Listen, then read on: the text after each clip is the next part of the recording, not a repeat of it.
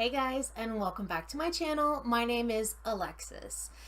In this video, I am doing a collaboration with some friends of mine here on YouTube, and we have chosen Greek gods and goddesses, and I picked Eros. So I don't know why I'm saying so much. I'm kind of lost. I just woke up a little while ago. I'm only 2 cups of coffee in for the day. And I had a huge day yesterday and I borrowed spoons and now I'm exhausted. But anyway, that's totally beside the point.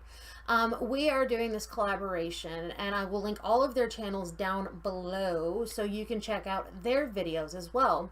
So the person I picked was Eros, and he is known as Cupid as well. So he's the god of love and that sort of thing. So I'm going to create a look based on Eros, and I really hope you guys like it.